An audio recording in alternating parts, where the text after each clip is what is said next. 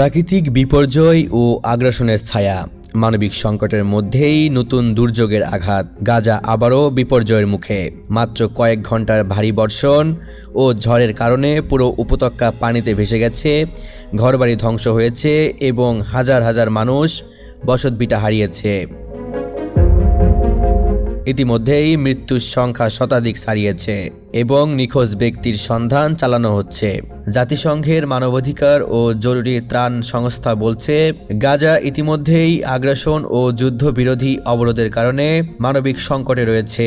এখন এই প্রাকৃতিক দুর্যোগ আরও ভয়াবহ মাত্রা যোগ করেছে। ত্রাণ সরবরাহের বাধা, খাদ্য ও পানীয় জলের ঘাটতি, বিদ্যুৎহীনতা সব মিলিয়ে সাধারণ মানুষ নাভিশ্বাস পরিস্থিতির মধ্য দিয়ে দিন কাটাচ্ছে। বিশেষজ্ঞরা বলছেন, গাজায় এমন ভয়াবহ প্রাকৃতিক বিপর্যয় যুদ্ধকালীন অবরোধ ও আগ্রাসনের সঙ্গে মিলিত হয়ে সাধারণ মানুষের জন্য এক মৃত্যুরূপী উপত্যকা তৈরি করেছে।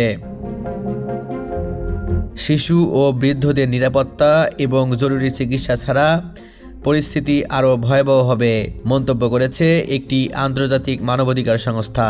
সাম্প্রতিক সময়ে ইসরায়েলি হামলার কারণে গাজার অবকাঠামো আগেও ধ্বংস হয়েছিল। সেই ধ্বংসযজ্ঞের মধ্যে এই প্রাকৃতিক দুর্যোগ মানুষের দুর্ভোগ আরও গভীর করেছে।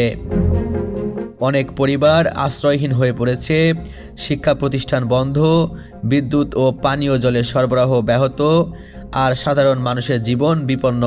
এই মুহূর্তে আন্তর্জাতিক সম্প্রদায়ের দৃষ্টি গাজার দিকে। মানবিক সাহায্য দ্রুত পৌঁছানো না গেলে এই উপত্যকায় আরও প্রাণহানি এবং বিপর্যয় ঘটার আশঙ্কা রয়েছে।